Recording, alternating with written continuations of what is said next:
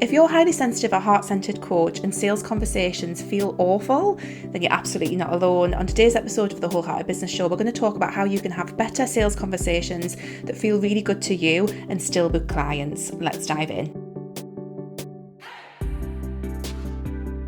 Hi there, welcome to the Wholehearted Business Show. I'm Laura. I help heart-centered and highly sensitive health and life coaches get more clients, grow their businesses, and live the best lives while they do it. And today on the show, we're talking all about how do we have sales conversations that don't feel awful, especially if you are highly sensitive, heart-centered, introverted, generally sensitive to these things. Maybe you have some rejection sensitivity as well.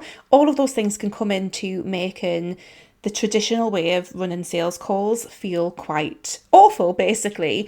But the good news is there's other ways that we can approach it, and that's what we're going to cover today on the show. Before we dive into that, just a reminder that I have a fantastic free guide all about how to run discovery calls. Go and check out the link in the description to download it. That's going to help you deliver a discovery call in a really effective way without feeling icky, awful, and yucky when you actually try to sell your services. So what is the problem with running sales calls or discovery calls as someone who is highly sensitive, heart-centered, or introverted? Basically, the traditional way of running these calls tends to assume that you are someone who is very energized, very extroverted, and who is happy to perhaps kind of put people into a container that is not very comfortable for them. And I think when we are highly sensitive and heart-centered ourselves, we recognize that sometimes the traditional way that people talk about running discovery calls feels pressured for people, feels uncomfortable for people, kind of forces people into a corner, and that can feel really, really awful on your nervous system as someone who is highly sensitive and heart-centered. And we just don't want to do that. This really comes into the wider conversation about why sales as a whole process can feel icky to us when we are like this. So it's not that there's something wrong with us, it's not that we do things the wrong way, it's just that the traditional model of doing this kind of work puts the pressure on in a way that we are not designed to facilitate, basically. The good news is there are other ways that we can do things. There's other approaches that are even better ways to sell, in my opinion, and we're going to go into some of those things today. Another one of the reasons why this kind of approach doesn't work for us is that it's a lot of pressure on one single conversation, one single call. My approach, my way of thinking about sales in general is that most of the selling should actually take place before you even have a call with the person who is likely to become a client. So this is something that really changed the game for me, and it's something that I teach in Wholehearted Business, my signature program. It's something that I work with my one-to-one clients. But when we put all of the pressure on the conversion of someone turning into a client in that discovery call, it's a lot of pressure for you. It's a lot of pressure on them. It makes that conversation so much more kind of pressured than it should be. But when a lot of the selling is actually happening preceding that call, it takes that pressure off. Now, again, this comes to how I try and flip the usual way, the usual approach of business, the usual kind of sales marketing strategies, and teach them in a different way that is more friendly to those of us who are more highly sensitive and heart-centered. So the traditional way of doing it puts all of the pressure on this conversation, asks you as the coach to sell, usually quite aggressively in that conversation, because what it's kind of requesting of you is to convert this person into a paying client in often a 30-minute time slot.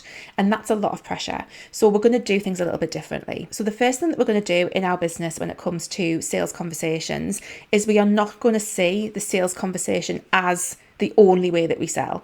We are going to look at the sales process kind of way before that point. So this comes into making sure that you have really effective sales pages for your products, services, and so on. It means generating and building that connection through your marketing. It means making sure that you are doing work to quote unquote overcome objections. And that is not like a magical thing that we have to do, but it's basically about looking at the reasons why someone might not want to engage in coaching. It's about building trust. It's about doing all of that stuff before anyone even gets on the call, because sales conversations are so much easier when the person who books the sales call is already like 90% sure that they want to work with you, and they only get to that point when you have done the work before that actually get to the point of booking that call.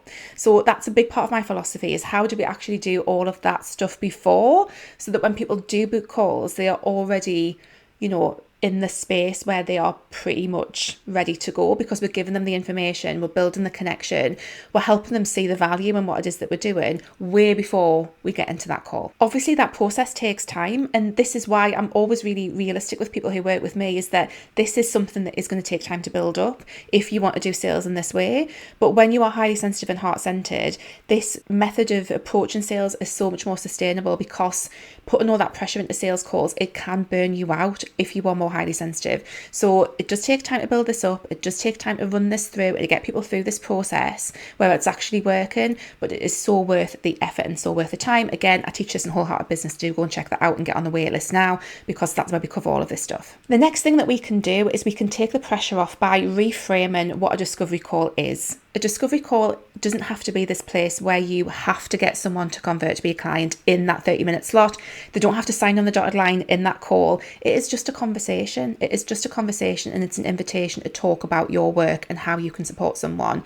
And again, part of this as well is about how can we reframe these conversations so that we feel detachment.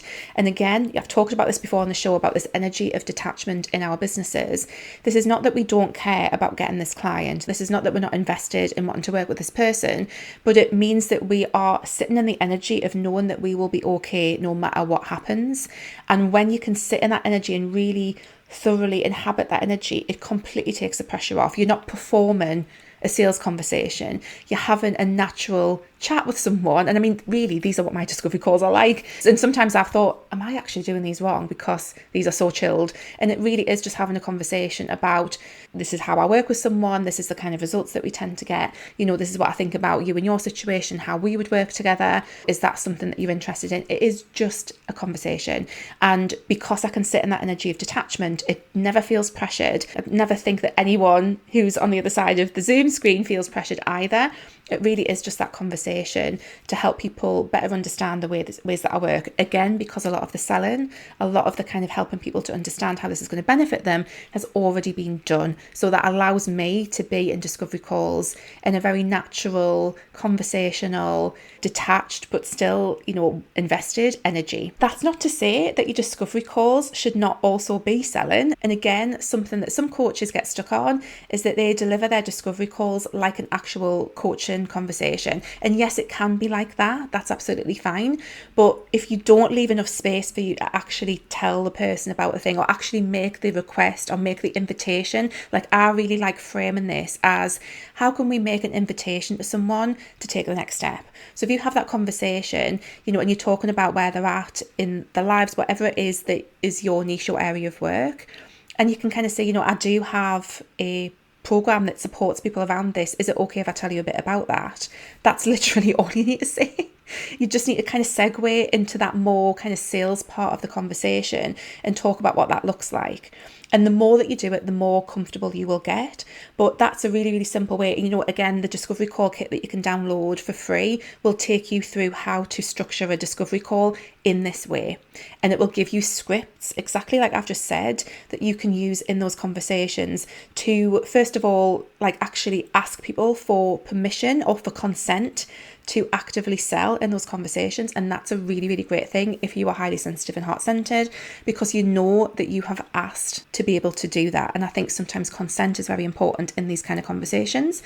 So you can say that to someone, and there's some other scripts as well in the discovery call kit to check out too, that is going to help you feel good about kind of taking it from that more general coaching conversation into, actually, now we're going to start to talk about how you can actually work with me and what that is going to look like as well. Something else that you can do to have better sales conversations is to look at how you are pre-qualifying the leads that come into those. Now, that sounds like a bit of a jargonistic term, and it kind of is, but when we do look at how we are filtering the people who come through to have those calls, that can really mean that the quality of those calls are so much better. So having some questions that you ask people before they book a discovery call, and this can be things like, where are they currently at in their journey around your particular niche? How much are they kind of excited about addressing this particular thing? Have they checked out your actual package? That can be a really great thing to ask.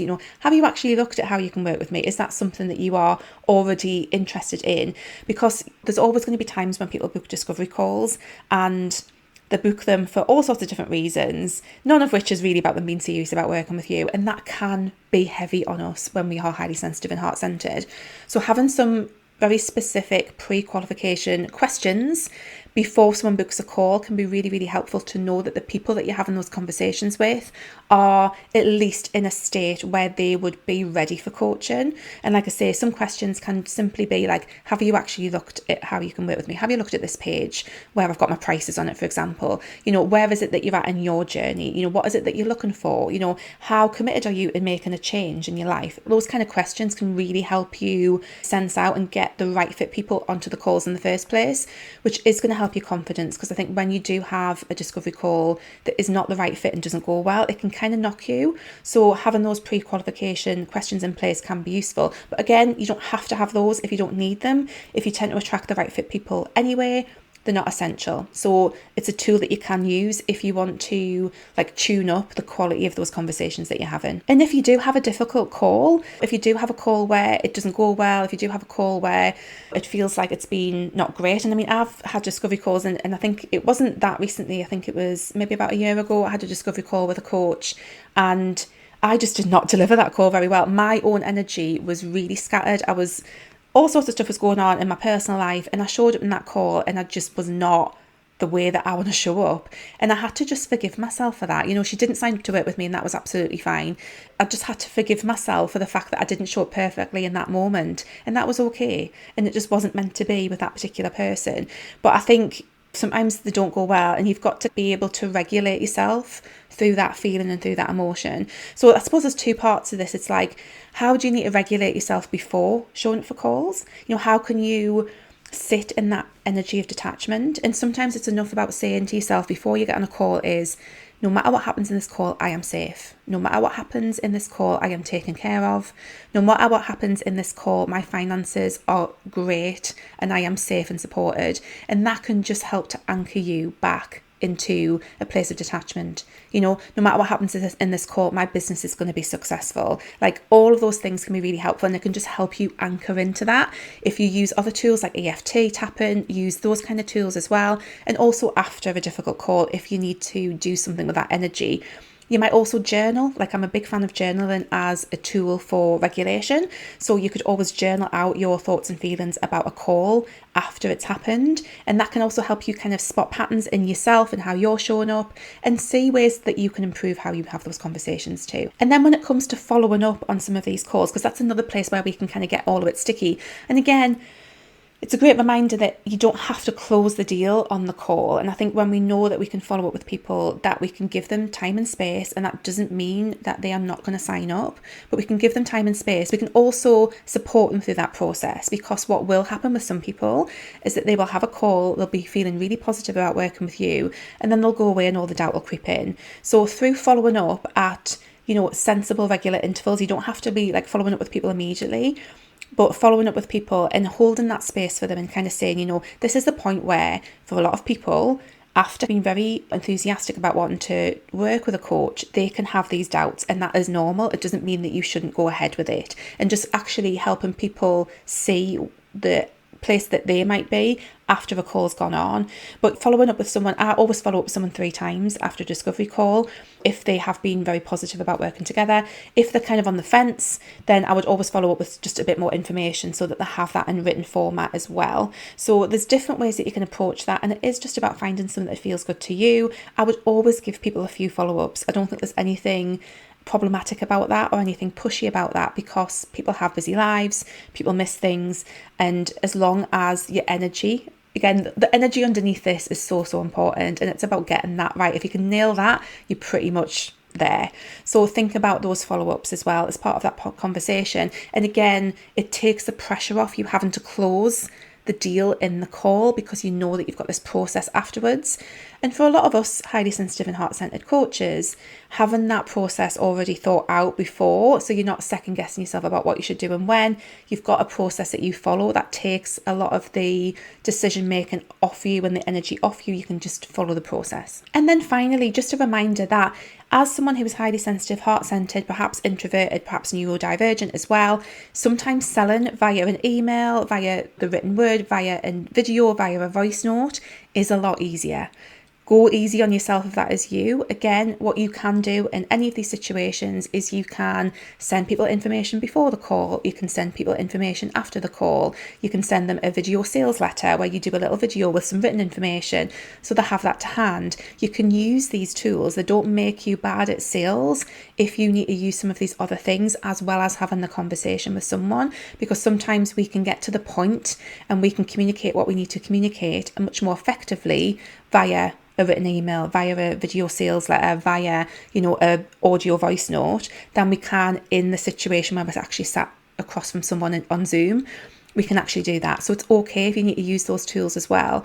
So rather than seeing your discovery call as like this 30-minute slot, or however long it is that you deliver those calls for, see it as a wider process from the actual sales and marketing work that you're doing to actually prepare someone and actually do the selling before they actually get into the call, to the pre-qualification questions, the questionnaire that you might have, the, whatever that process looks like before someone actually books a call, to what happens afterwards, the follow-up, the information that you might send after, the frequency of the emails that you might send for follow-up, what that process looks like, and also further on into your actual onboarding process in terms of the contract that you might have, the payments, all that kind of thing, booking the first call. All of this is like one process, and I know sometimes that can be a bit overwhelming thinking of it as this bigger thing, but actually it takes the pressure off that actual conversation, because it's not just that conversation anymore, it's a process, and there's lots of points at which you can do well with your sales. It doesn't just have to be all in that particular call. So I hope that's been really helpful, everyone. I would really love your feedback on this. Again, please do go and check out the discovery call kit. This takes you through this process. It gives you some scripts to use in your discovery calls that are non-pushy, that are very much highly sensitive, heart-centered friendly, that you can use to sell with confidence in your sales calls. Check out the link in the description to go and grab that. But yeah, let me know what you thought of this episode of the show. If you're watching on YouTube, please leave me a comment. Let me know. Do like and subscribe as well. I am busy wanting to grow my following on YouTube, so please like and subscribe. And if you are listening on the podcast, you can DM me on Instagram. I'm at wholeheartedlylaura, and I will respond to you there. I'd love any feedback on this one. But I hope you have a fantastic day, and I will be back next week. Take care. Have a good week. Bye.